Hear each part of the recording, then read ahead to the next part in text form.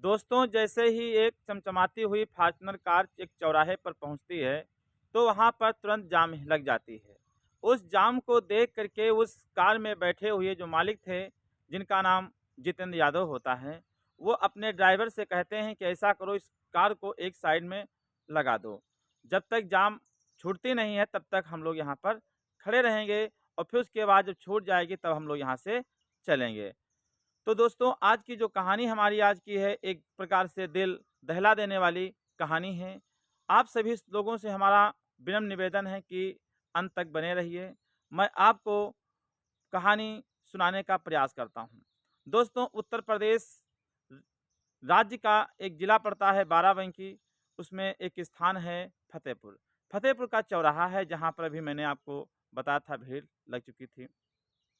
जो वहाँ पर जो कार खड़ी है, तो उसके अंदर बैठे हुए जो मालिक हैं, जिनका नाम जितेंद्र यादव होता है, वो क्या देख रहे हैं कि उनकी कार की तरफ लगभग 3-4 औरतें बढ़ती हुई चली आ रही हैं, जो कि बहुत ही गंदे-गंदे कपड़े पहने हुई हैं। उनको देख कर के ऐसा लग रहा था कि मानो ये शायद भिखारिन हैं, और वो आकर के इनकी गाड़ी के पास रुक जाती हैं और इनसे कुछ मदद माँगती हैं। तो इन्होंने ने क्या किया, अपना जो है शीशा खोला और शीशा खोल कर के अपनी पर्स निकाल कर के उसमें से कुछ रुपए, लगभग 100-100 रुपए इनको दे देते हैं। और तब तक उधर जाम समाप्त हो जाती है और ये चलने ही वाले होते हैं, तब तक एक महिला और भी वहाँ पर आ जाती है और इनका जो शीशा था उस शीशे पर हाथ मारती है और यही कह रही थी कि साहब, साहब, आपने हमको कुछ नहीं दिया, मेरी भी कुछ मदद कर दीजिए। तो जब शीशा खोलते हैं और जब शीशा खोलते हैं और शीशा खोल कर के रुपया देने वाले होते हैं, तभी क्या देखते हैं कि वो जो महिला थी, तो महिला जो इनके पास आई, तो महिला से ये कहने लगे, "अरे! तुम तुम यहाँ पर क्या कर रही हो? और इस हालात में तुम यहाँ पर कैसे घूम रही हो?"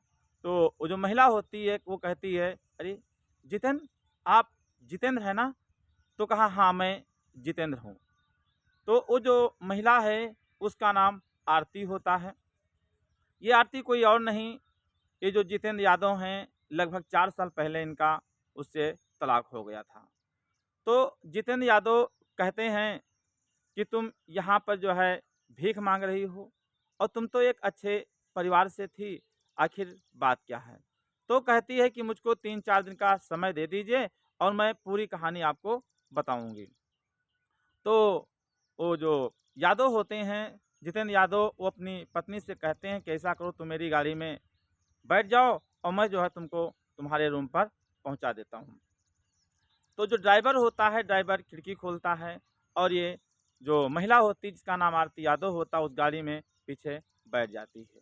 बैठ कर के चलने ही वाली थी, तब तक वहाँ पर जो पास-पड़ोस की जो दुकानें थी, वो लोग देख रहे थे कि एक भिखारिन जो है, इस एक मालदार आदमी की गाड़ी में बैठ रही है। आखिर बात क्या है? वो जो लोग थे, उनको नहीं पता था कि इन दोनों के बीच की वास्तविकता क्या है।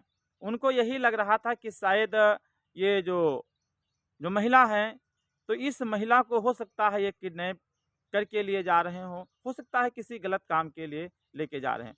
उनको ये नहीं पता था कि ये इनकी तलाकशुदा एक पत्नी है।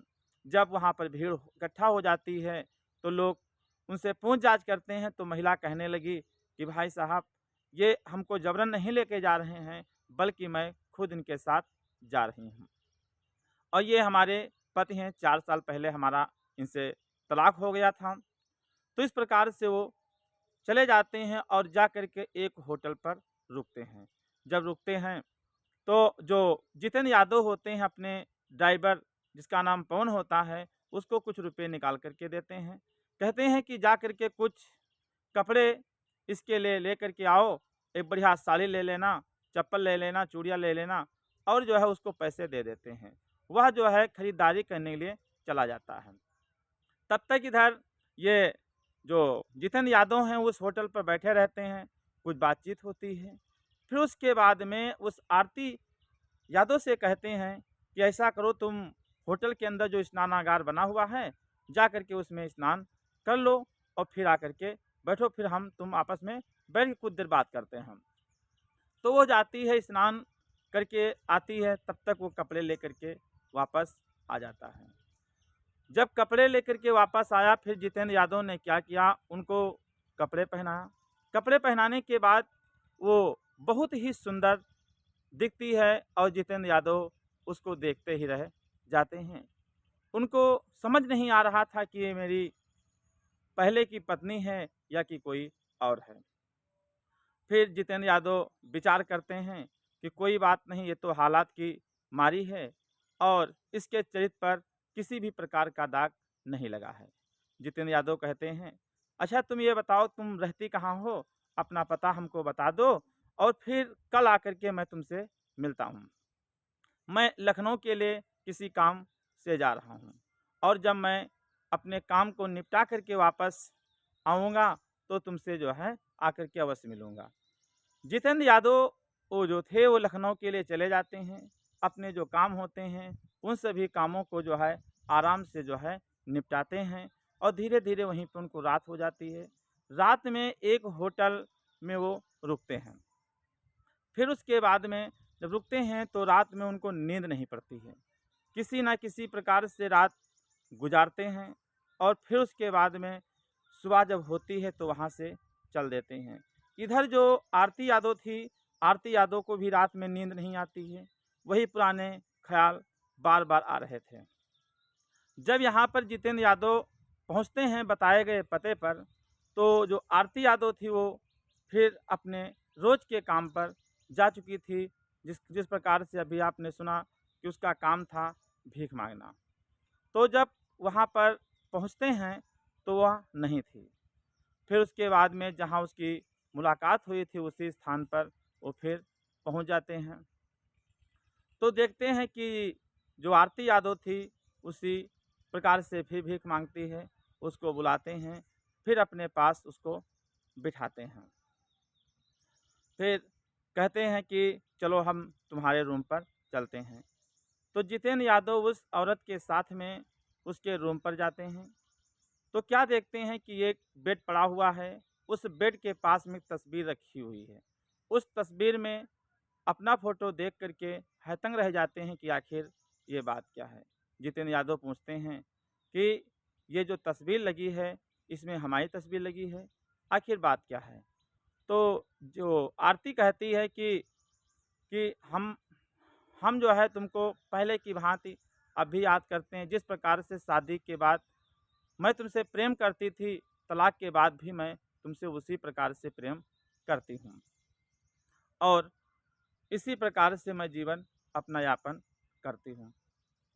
तो जितेंद्र यादव कहते हैं कि जब हमारा तुम्हारा तलाक हुआ था तो जुर्माने के रूप में मैंने आपको 40 लाख रुपए दिए थे। वो 40 लाख रुपए तुम्हारे क्या हुए? और जो है कहती हो कि मैं तुमको आज भी प्रेम करती हूँ उसी प्रकार से, तो तुमने मुझको तलाक क्यों दिया था?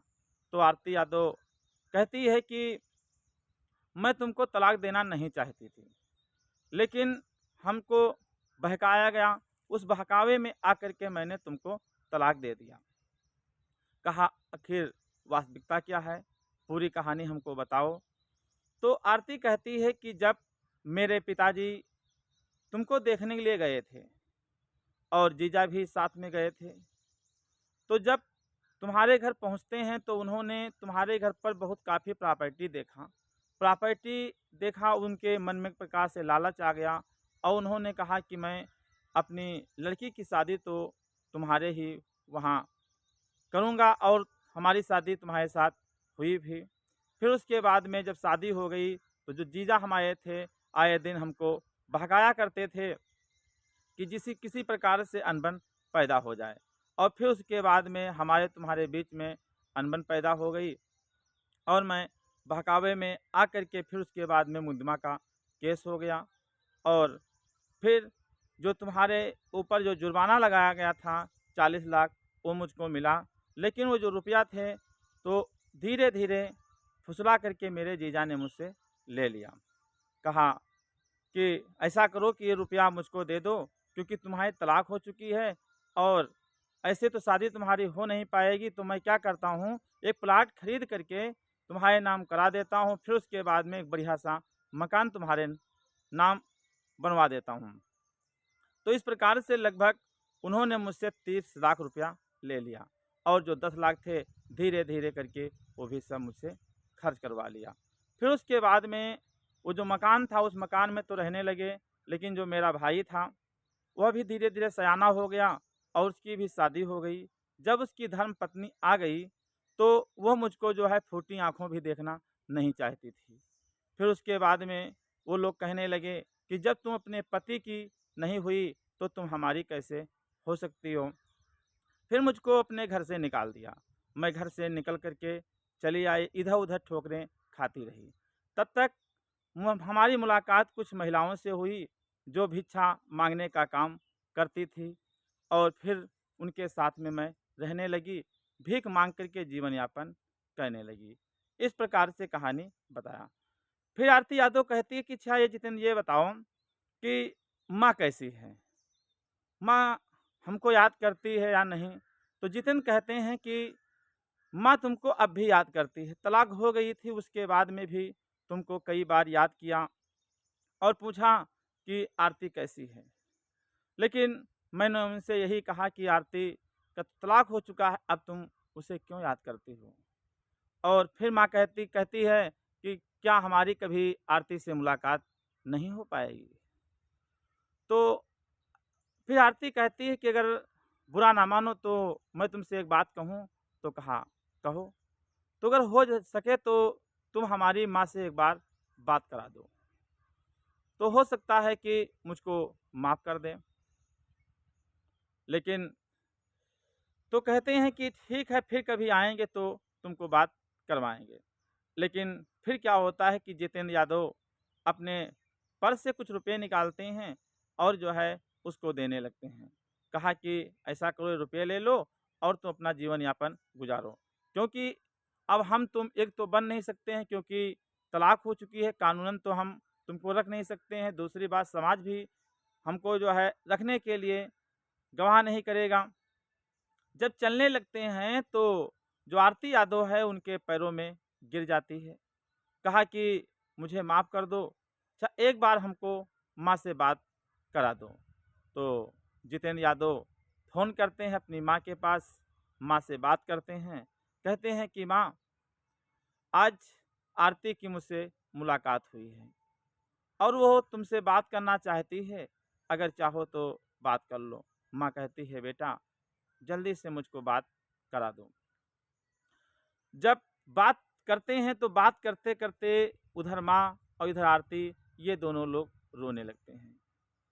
फूट-फूट करके रोते हैं, फिर उसके बाद में आरती आरती जो थी वो तो रो ही रही थी, इधर फिर उसके बाद में माँ भी रो रही थी। फिर माँ कहने लगी जितेंद्र यादव से कि बेटा ऐसा करो कि आरती यादव को अपने घर लेकर के आइए। तो जो जितेंद्र यादव थे माँ की तो बात तो टाल नहीं सकते थे। तो फिर उसके बाद में वो गाड़ी में बिठाते हैं और घर के लिए वहाँ से चल देते हैं। इधर जो माँ थी अपनी बहू की आरती उतारने के लिए आरती सजाए थे और जब वहाँ पर पहुँचते हैं तो क्या देख रहे हैं कि आरती की थाल लिए वो दरवाजे पर खड़ी थी। उसके बाद में जब वहाँ पहुँचते हैं तो उन्होंने उसकी आरती उतारा और उतारने के बाद में एक-दूसरे के गले मिले और फिर उसके बाद में फूट-फूट करके वो रोने लगी।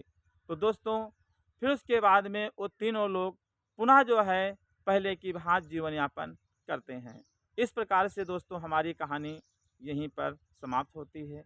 आप सभी लोगों से मेरा विनम्र निवेदन है कि अगर आप हमें यूट्यूब पे देख रहे हैं तो आप हमारे यूट्यूब चैनल को सब्सक्राइब कर लीजिए तथा वीडियो को लाइक कर दीजिए।